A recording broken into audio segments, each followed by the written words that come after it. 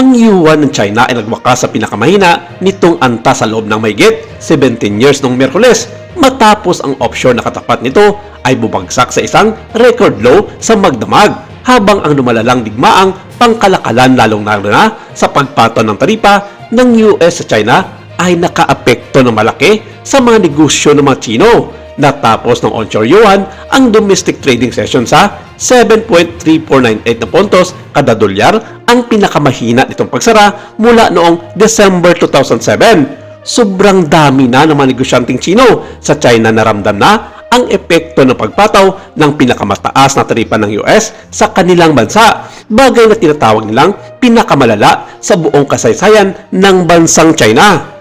Dumating ang mga pagbaba habang tumitindi ang digmaang pangkalakalan sa pagitan ng dalawang pinakamalaking ekonomiya sa mundo. Ang kapalit ng mga taripa ni US President Donald Trump sa dosye-dosye ng mga bansa ay nagkabisa noong Miyerkules, kabilang ang napakalaking 145% na tungkulin sa mga kalakal ng China. Plano ng mga pinuno ng China na magpulong sa lalong madaling panahon upang isagawa ang mga hakbang upang palakasin ang ekonomiya at patatagin ang mga pakikipagkalakalan, mga pamilihan ng kapital at kung itutuloy ang pagretaliate nito sa US o makipag-usap kay Pangulong Donald Trump. Bagamat sa kabila ng pressure sa taripa ng US, hindi papayagan ng Central Bank ng China ang patuloy na pagbaba ng yuan at hiniling sa mga pangunahing bangkong pag-aari ng gobyerno na bawasan ang mga pagbili at pakipagkalakalan gamit ang US dollar.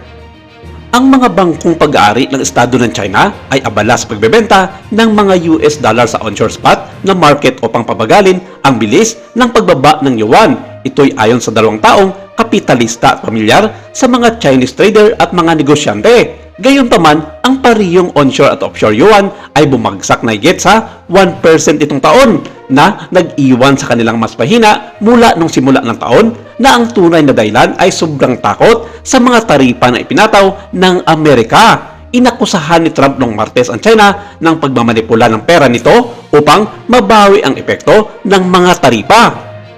Tinawag ni Trump ang China na pinamumugaran ng mga manluloko na sa madaling salita hinimok ang gobyerno ni Xi Jinping na ayusin ang kanilang sistema sa pangangalakal kung gusto nilang maibalik ang tiwala ng Amerika sa bansang China. Ang isang mahinang yuan ay nagpababa sa presyo ng mga produkto ng China sa pag-i-export at magpapagaan ng ilang mga pressure sa kalakalan ng China at sa mas malawak na ekonomiya.